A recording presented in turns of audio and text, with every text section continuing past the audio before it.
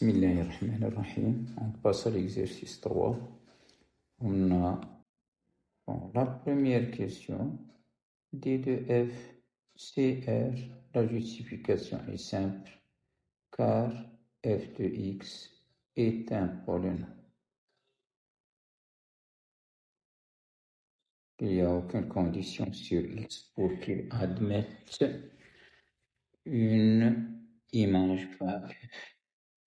La deuxième question. Il s'agit de résoudre l'équation f de x égale 0.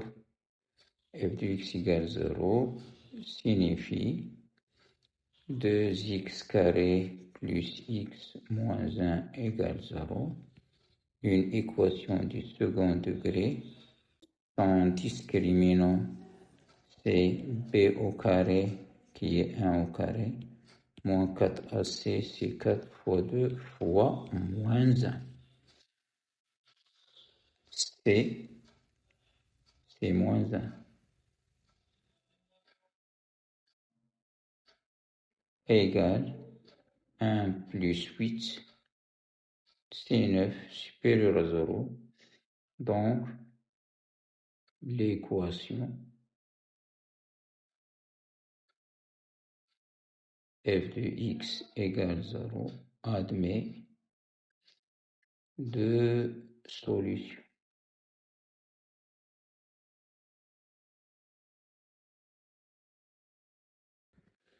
x1 égale moins b moins racine de delta sur 2a. Moins b, c'est moins 1. Moins racine de 9, c'est 3. Sur 2a, c'est 2 fois 2. Moins 4 sur 4, c'est moins 1. Et x2 égale moins 1 plus 3 sur 2 fois 2, c'est 2 sur 4, c'est 1 demi. Ce qu'il faut démontrer. En déduire dans la question 3 les points de rencontre de CF avec l'axe des abscisses. Pour déterminer les points de rencontre de CF avec l'axe des abscisses, il faut résoudre l'équation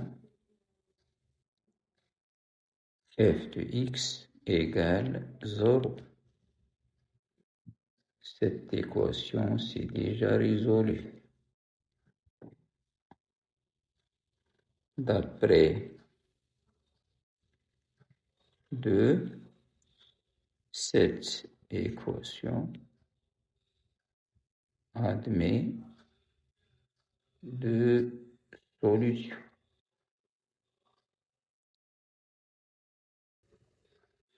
Moins 1 et 1 sur 2. Donc, CF coupe l'axe des abscisses en deux points. Appelons l'un A. Il a pour abscisse moins 1 et l'ordonnée 0. L'autre B, l'abscisse 1 sur 2 et l'ordonnée 0. Pour la quatrième question, on déduire aussi le domaine de définition de G. DG, c'est l'ensemble des X appartenant à R, tel que G de X appartient à R, l'ensemble des nombres réels qui ont des images par G, c'est-à-dire l'ensemble des nombres réels tels que X sur 2x carré plus x moins 1 appartient à R. Une fraction a un sens si et seulement si son dénominateur est non nul. 2x carré plus x moins 1, d'après la deuxième question, s'annule en moins 1 et 1 demi. Nous, on veut que 2x carré plus x moins 1 ne s'annule pas. Donc, il ne faut pas que x prenne la valeur moins 1 et la valeur 1 sur 2, parce que ces deux nombres ont annulé le polynôme, sont des racines du polynôme. Donc, le domaine des définitions contient tous les nombres réels, sauf moins 1 et 1 sur 2, c'est-à-dire l'intervalle moins l'infini moins 1, union moins 1, 1 sur 2, union 1 sur 2 plus l'infini. Voilà le domaine de définition de G. La cinquième question. Bon, 2x carré plus x moins 1 est un polynôme de degré 2. Il est de la forme ax carré plus bx plus c. Il admet deux racines qui sont moins 1 et 1 sur 2. Donc, 2x carré plus x moins 1, il s'annule en moins 1 et 1 sur 2. Entre les racines, signe contraire de a. Le a, c'est 2, il est positif. Donc là, il faut prendre, ou bien le polynôme va prendre le signe contraire de ce réel 2. Donc il va être négatif entre moins 1 et 1 sur 2. À l'extérieur des racines, même signe que a qui est 2. Voilà le tableau de signes de 2x carré plus x moins 1. Pour le domaine de définition de H, c'est l'ensemble des nombres réels qui admettent des images par H, c'est-à-dire l'ensemble des nombres réels pour lesquels la racine de 2x carré plus x moins 1 est définie, c'est-à-dire appartient à R. Donc, c'est l'ensemble des nombres réels qui vérifie la condition. Pour que cette racine soit définie, il faut que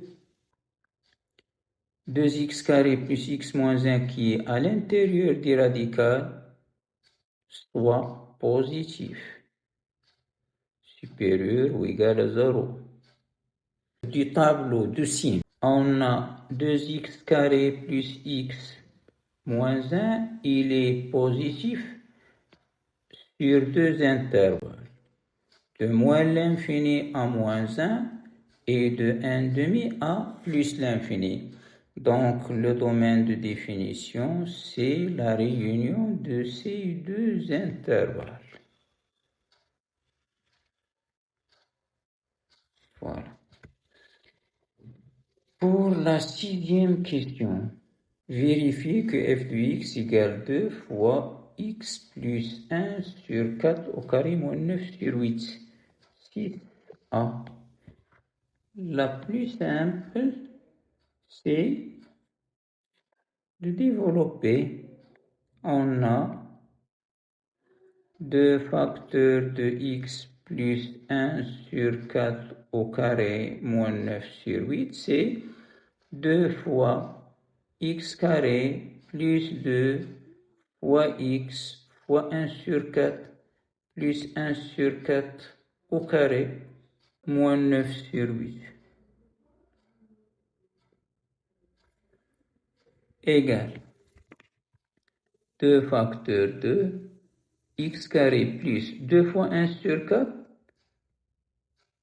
c'est 1 demi. De là, fois 1 sur 4, ça va donner 1 demi. Plus 1 sur 6, moins 9 sur 8. C'est x carré, 2x carré, 2 fois x carré c'est 2x carré, plus 2 fois 1 demi c'est 1, donc 2 fois 1 demi x c'est x, plus 2 fois 1 sur 16 c'est 1 sur 8, égale 2x carré plus x, 1 sur 8 moins 9 sur 8, c'est moins 8 sur 8, c'est-à-dire 2x carré plus x moins 1, qui est f de x. On vient de vérifier l'égalité. Bon, pour la sixième question B. Montrez en utilisant la définition que f est décroissante sur l'intervalle moins l'infini moins 1 sur 4. La définition f décroissante sur un intervalle i, c'est seulement si pour tout x et y de i, si x est le plus petit, alors son image est la plus grande. Voilà. C'est ça la définition. Pour nous, l'intervalle i, c'est moins l'infini moins 1 sur 4.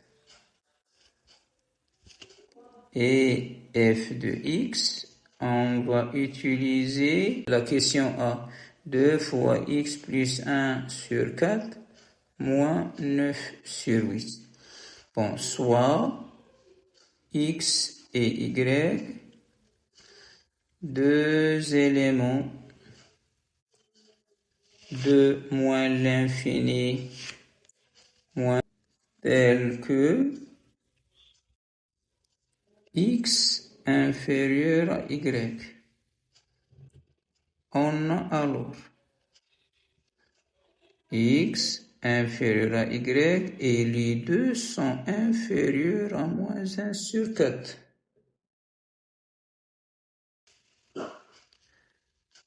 On va ajouter 1 sur 4. On a ici x plus 1 sur 4. Donc, x plus 1 sur 4 est inférieur à y plus 1 sur 4, inférieur à 0. J'ai ajouté 1 sur 4 aux trois membres. X plus 1 sur 4 et y plus 1 sur 4, le plus petit c'est x plus 1 sur 4, mais les deux sont négatifs. En passant au carré, l'inégalité va changer. X plus 1 sur 4 au carré est supérieur strictement à y plus 1 sur 4 au carré. Et multiplions par 2. 2 fois x plus 1 sur 4 au carré, l'inégalité va pas changer car 2 est positif. Et maintenant, on ajoute moins 9 sur 8 aux deux membres.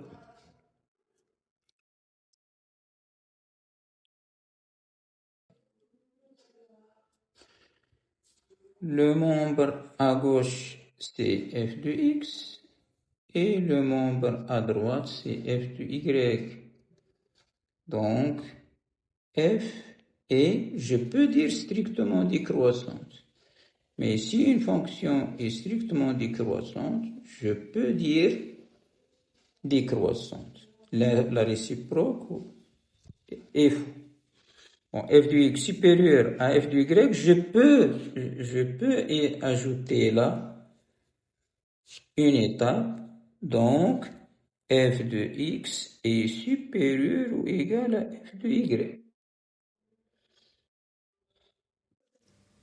Donc, la fonction f est décroissante sur l'intervalle moins l'infini moins 1 sur 4.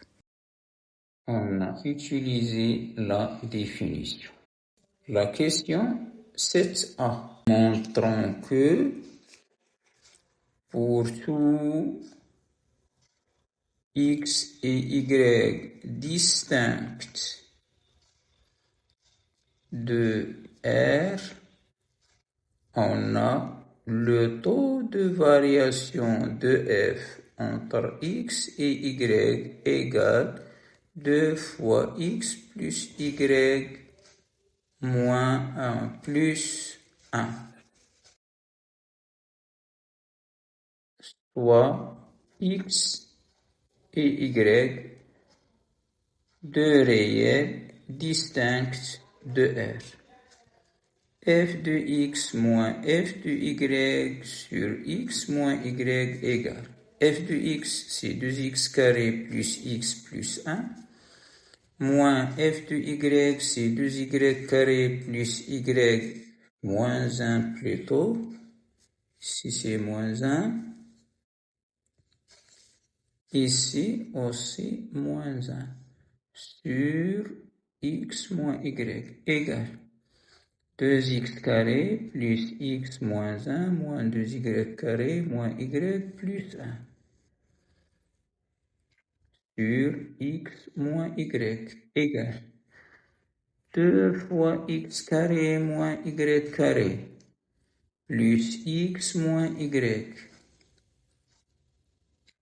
sur x moins y égale 2 fois, je factorise x carré moins y carré, c'est x moins y fois x plus y.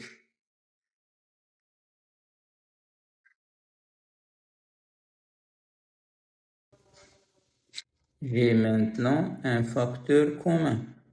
C'est x moins y en facteur de 2 fois x plus y plus 1, le tout sur x moins y.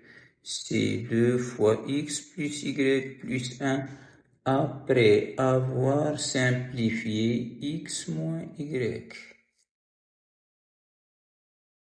Je ne simplifie qu'après factoriser par x moins y. Voilà pour la question 7a. Pour la question 6b, montrons en utilisant le taux de variation que f de x, que f est strict et croissante sur moins 1 sur 4 plus l'infini. La propriété dit 7b, f est croissante sur i si seulement si pour tout x et y distincts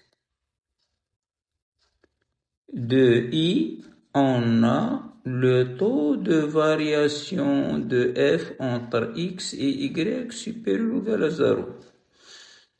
Bon, pour x et y de moins 1 sur 4 plus l'infini, on a x supérieur ou égal à moins 1 sur 4 et y supérieur ou égal à moins 1 sur 4. Donc, x plus y, il est supérieur ou égal à moins 1 sur 4 plus moins 1 sur 4.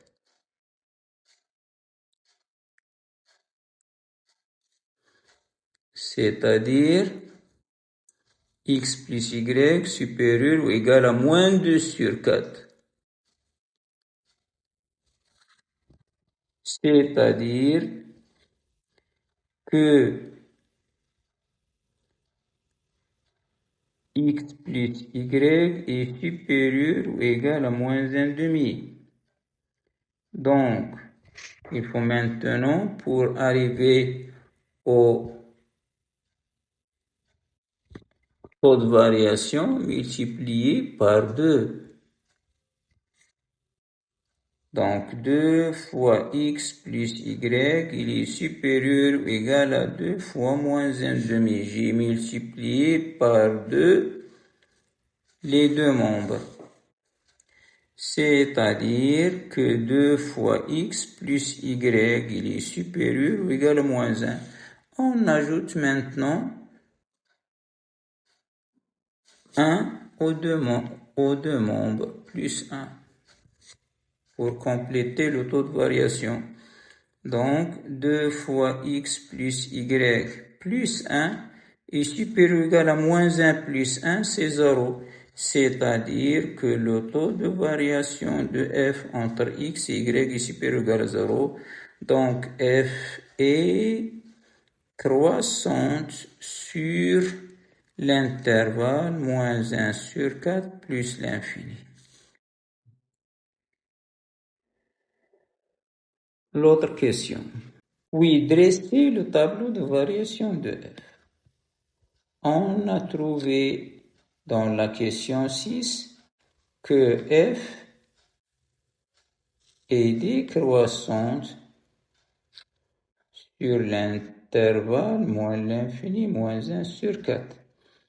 Et dans la question 7, croissante sur moins 1 sur 4 plus l'infini. Il faut pas oublier de calculer f de moins 1 sur 4 et la poser à la place des points d'interrogation.